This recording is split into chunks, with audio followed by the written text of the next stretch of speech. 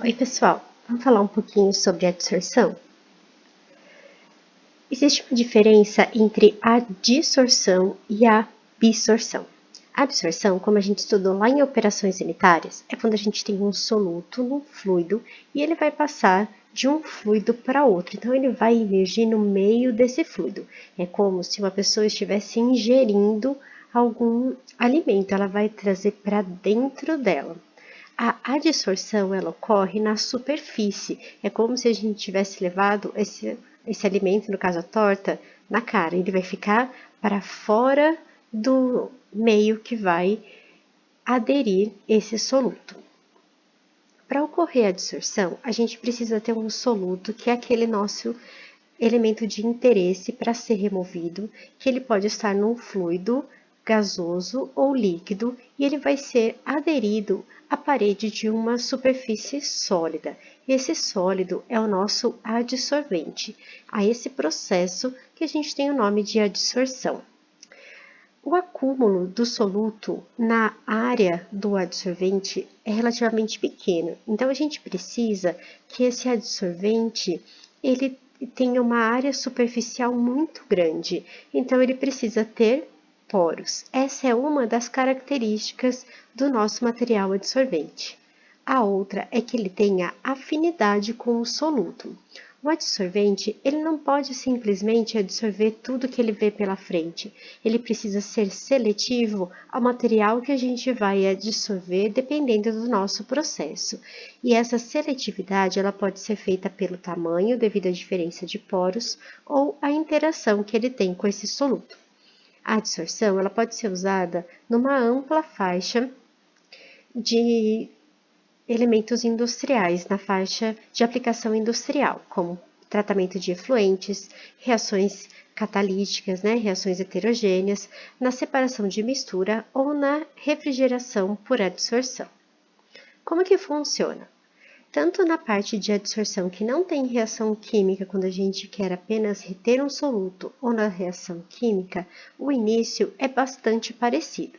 Então, vamos supor que a gente tem aqui no meio um meio com um soluto e ele precisa ser adsorvido.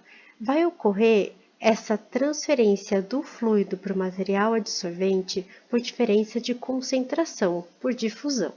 Então, a primeira etapa que ele precisa vencer é a transferência de massa do nosso meio para um filme que a gente chama de camada limite.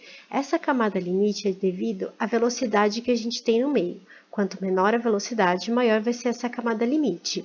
E ele vai precisar vencer esse novo processo. Por isso que a gente pode promover uma velocidade que seja adequada à menor camada limite que a gente vai ter aqui e também que ele tenha a condição, ou seja, favorecida a transferência de massa. Depois que ele passa por esses dois processos, ocorre então o início da nossa adsorção, que ela pode ser feita diretamente aqui na superfície. Quando essa superfície está lotada, o que acontece? Ela começa a entrar aqui nos poros e ela vai ser adsorvida dentro desses poros. Até aqui é o processo de adsorção. Se eu tenho reação, é nesse momento que a minha reação vai ocorrer.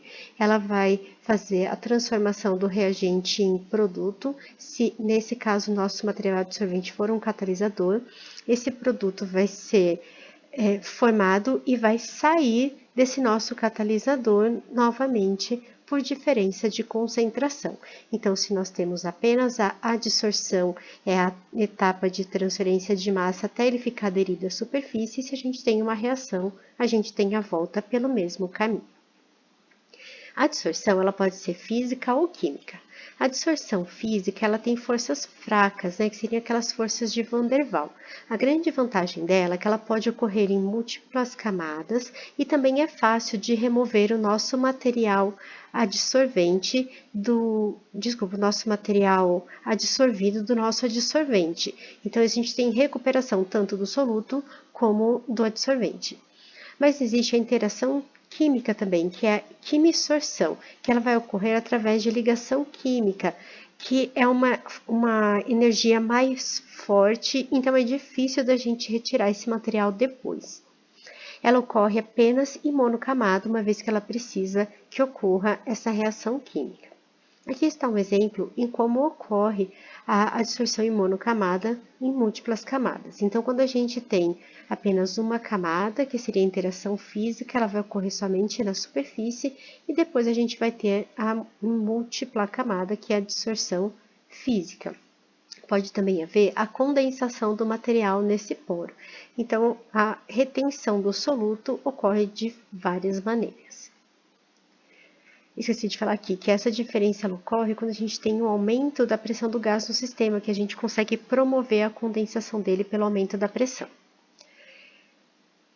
Para a gente poder representar o que ocorre na adsorção, a gente representa através de isotermas. As isotermas, elas vão relacionar a concentração que a gente tem obtida no equilíbrio, isto é, o que sobrou do soluto no nosso meio após a adsorção, em relação à quantidade de material adsorvente que a gente tinha lá no meio.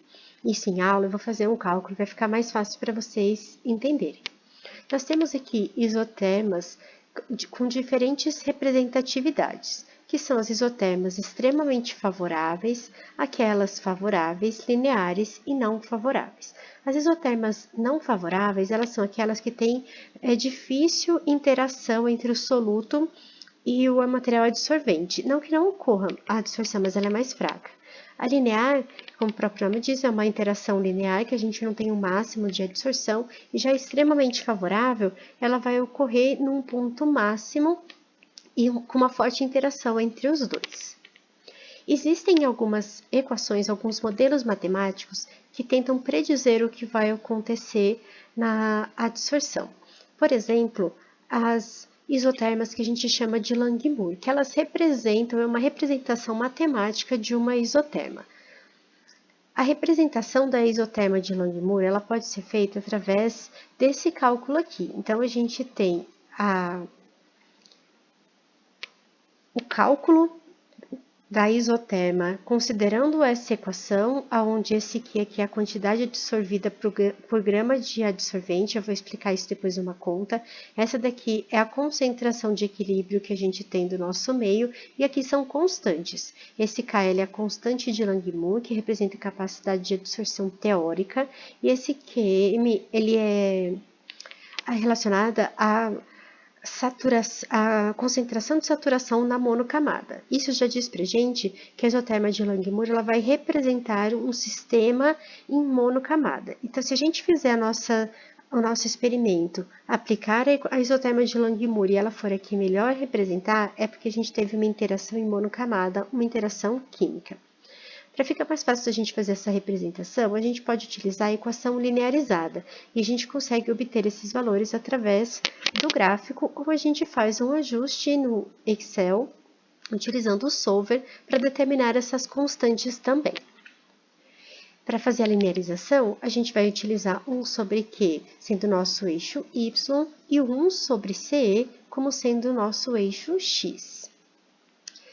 Quando a gente calcula a resistência que a gente tem, que seria o fator de separação, que veio dessa equação aqui, que é 1 sobre esse fator aqui, ele vai representar para a gente o tipo de isoterma que a gente vai ter, se ela vai ser uma isoterma desfavorável, linear, favorável ou irreversível.